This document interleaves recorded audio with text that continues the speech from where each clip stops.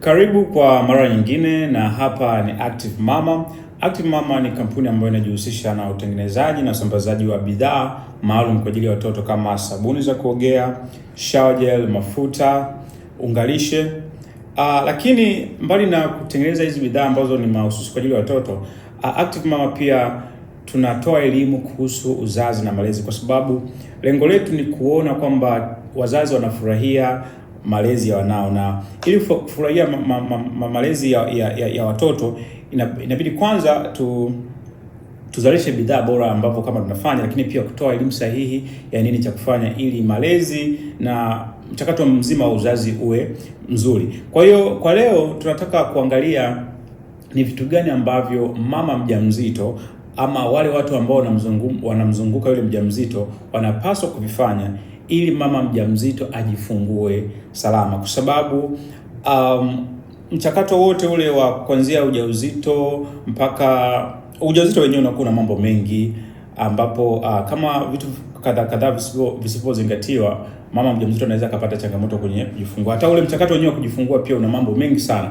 Kwa hiyo sasa inabidi tuelekezane ni namna gani ya kukiapproach hichi kipindi cha ujauzito na mpaka kujifungua ili mama mjamzito ajifungue salama.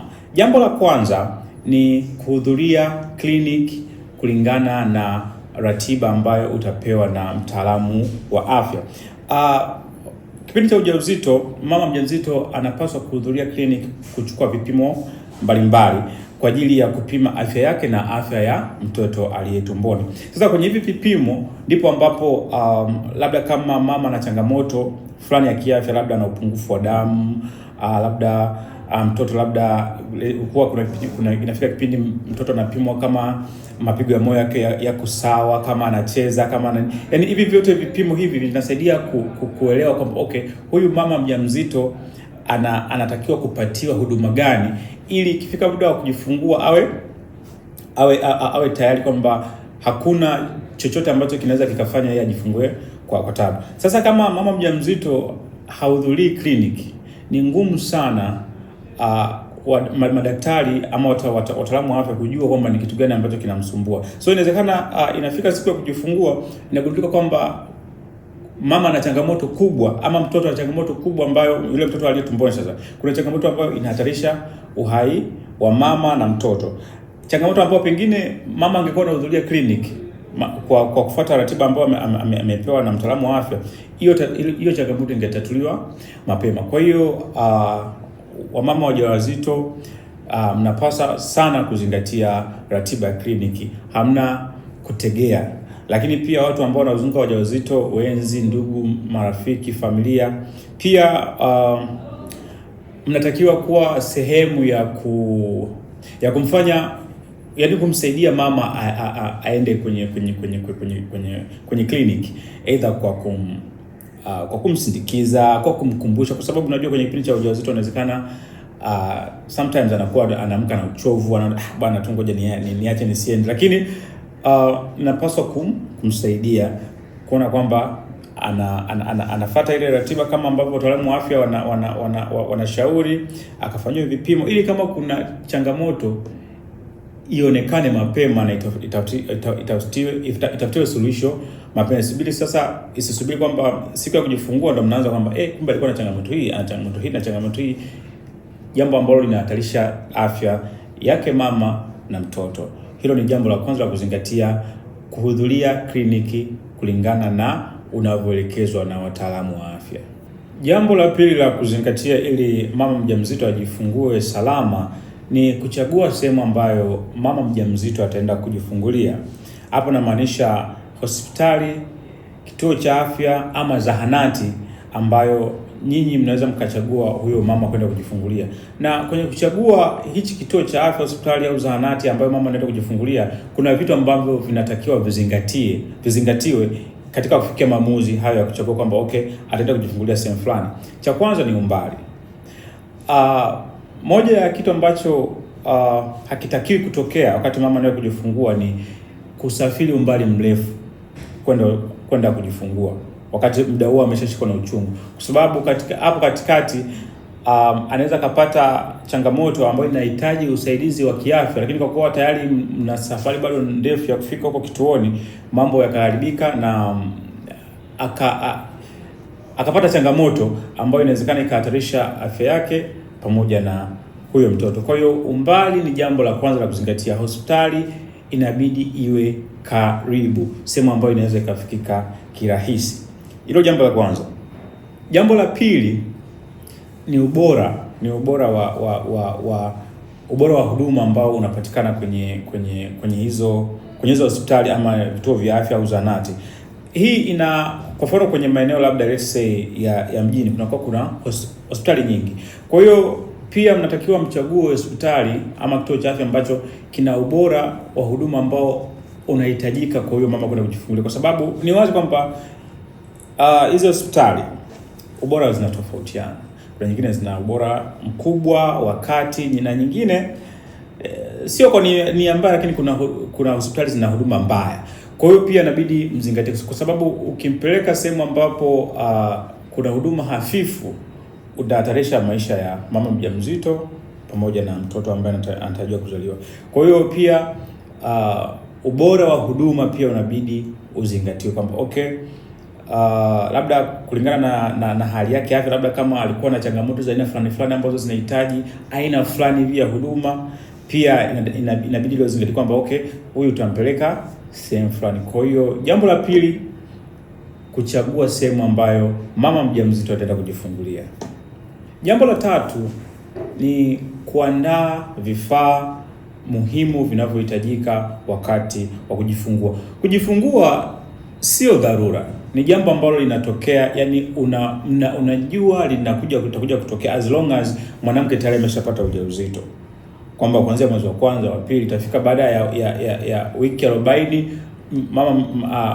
mama mjamzito atajifungua. Kwa hiyo ni jambo ambalo linajulikana. Kwa hiyo ili kupunguza heka kipindi cha ujauzito, vifaa ambavyo vinahitajika wakati wa kujifungulia vinatakiwa viandaliwe mapema. Hapa tunazungumzia diapers kwa ajili ya mtoto, nguo za mama mjamzito, zile pedi za mama baada ya kujifungua. Na siku hizi mambo yamekuwa marahisi, kuna zile kits ambazo zinauzwa zinakuwa zina vifaa muhimu vya kujifungulia, kama kuna mikasi, kuna bandage, kuna gloves, kuna nini. Hivyo vitu vyote vinatakiwa viandaliwe mapema ili kifika siku sasa hamwanzi tena kukimbizana kwamba niende pharmacy gani kuchukua kitu fulani ama niende sehemu fulani kupata kitu fulani, vinakuwa vipo tayari. Kwa hiyo wasaa kujifungua kishafika, mnamchukua mama mjamzito na hivyo vifaa ambavyo tayari vinakuwa vishaandaliwa hospitali.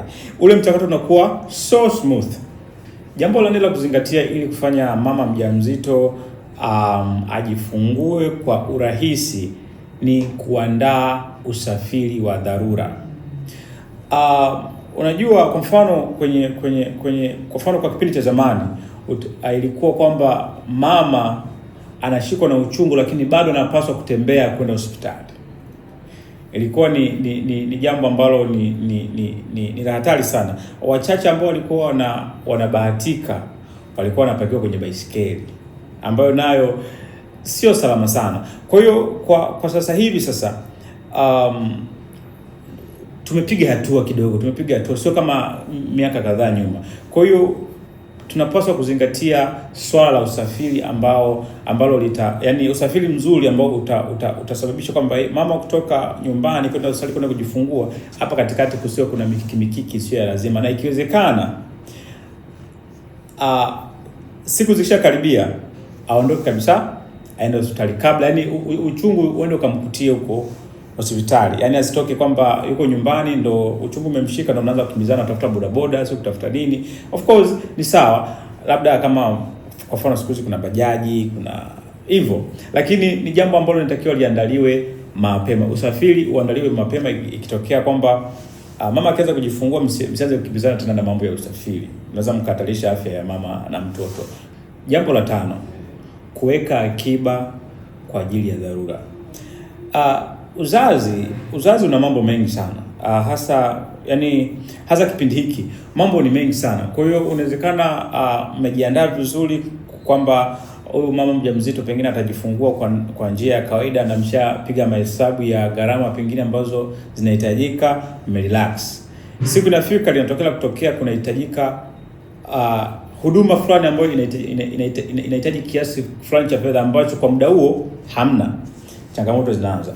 Kwa hiyo pia kama familia, mama mjamzito tunatakiwa sasa hivi kuanza kujenga utamaduni wa kuweka akiba in case kuna jambo la dharura lisilotarajiwa likatokea kipindi mama anaenda kujifungua.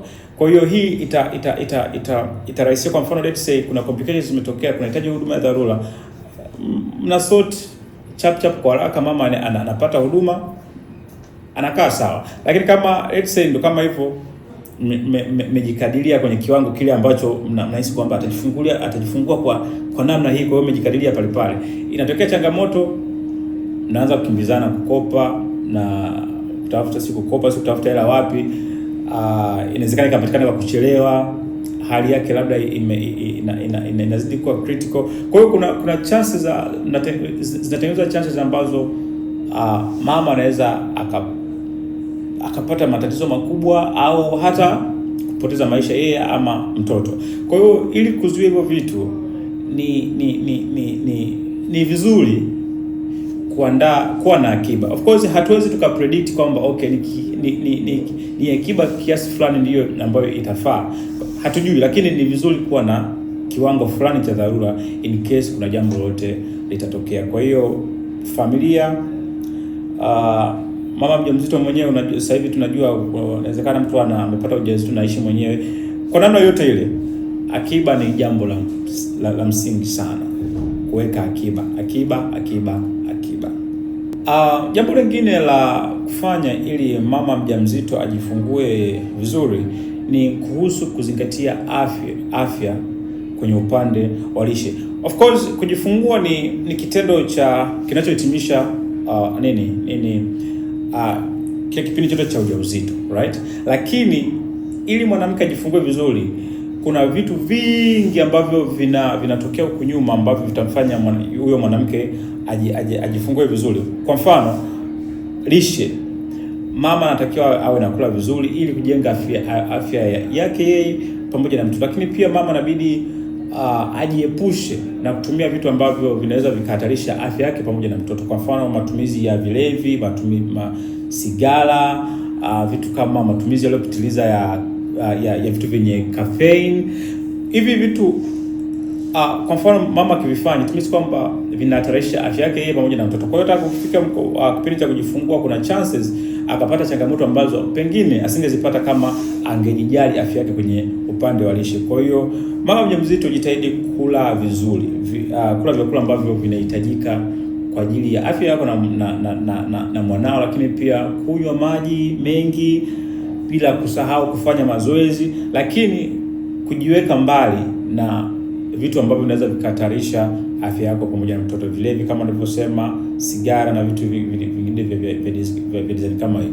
Kwa hiyo hili jambo pia likizingatiwa, kwa kiasi kikubwa mama mjamzito ana uhakika kujifungua salama salmini. Jambo lingine la muhimu la kuzingatia ili mama mjamzito aweze kujifungua salama ni mama mjamzito anapaswa kujua dalili za uchungu, kwa sababu anaweza kuwa anapata dalili za uchungu na kwa kuwa pengine hana uelewa wa dalili za uchungu zikoje, kwa hiyo akaendelea kufikiri labda ni zile discomfort za kawaida ambazo pengine amekuwa akizipata kipindi cha ujauzito, alafu katika dakika za jioni anakuja kugundua kwamba okay, kumbe hapa ninakaribia kujifungua, muda huo ameshafanyaje, ameshachelewa. Kwa hiyo mama mjamzito anapaswa kujua dalili za uchungu. Na dalili zenyewe ni kwanza, maumivu ambayo yanakuja na kurudi, lakini yanazidi kuongezeka.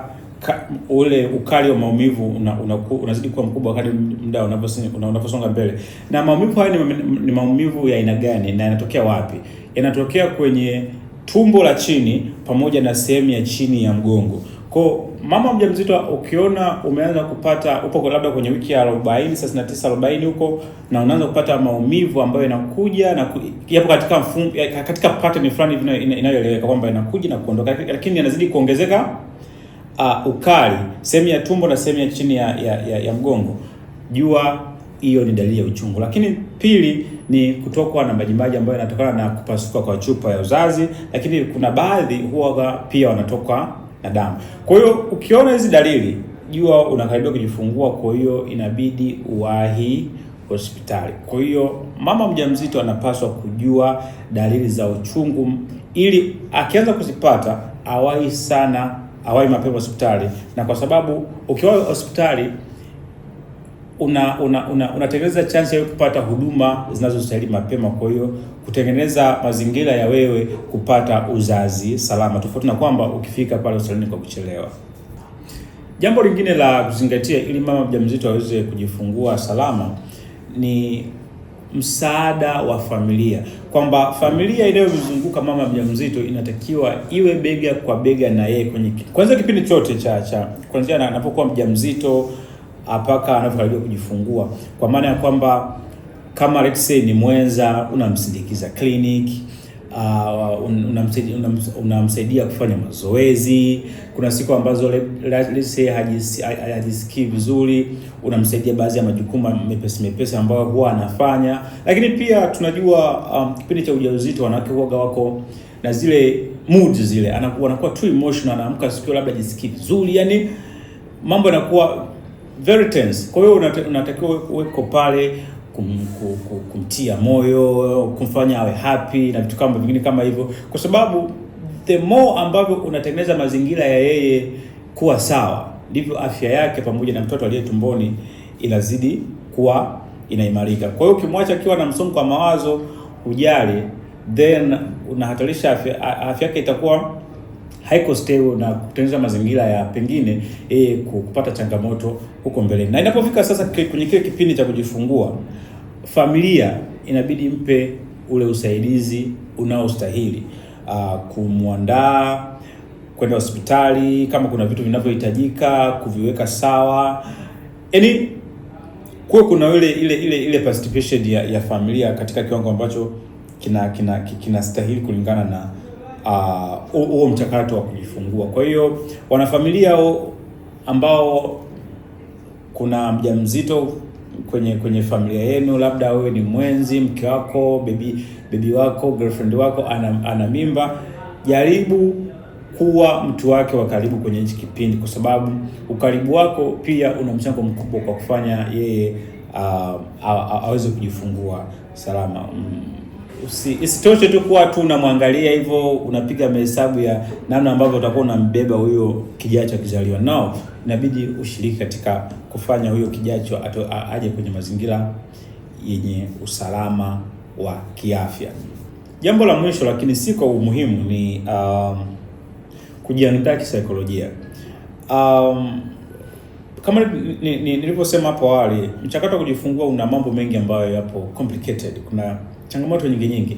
Kwa hiyo sometimes wamama huaga wanamezwa na zile ile hali ya kufikiria itakuwaje kama ikiwa hivi, itakuwaje kama ikiwa hivi. Kwa hiyo wanakuwa kuna namna fulani hivi napatwa na msongo wa mawazo, hasa wale ambao ni mimba yao ya kwanza, ujauzito wao kwanza, hawajawahi ku-experience yani zile heka za uzazi. Kwa hiyo kwa namna moja ama nyingine inaweza kawa ile hali ya kufikiria pengine itakuwaje, una story watu wanasema inakuwaga hivi, sijui uchungu nini. Kwa hiyo mama mjamzito inabidi ukubali kwamba okay, yani jiandae kisaikolojia kwamba kila kitu kitakuwa kiko sawa, na hapo ndipo pia role ya wanafamilia na pengine mwenzi inakuwa kubwa katika kuhakikisha kwamba mama mjamzito anakuwa sawa, anakuwa yuko sawa kisaikolojia.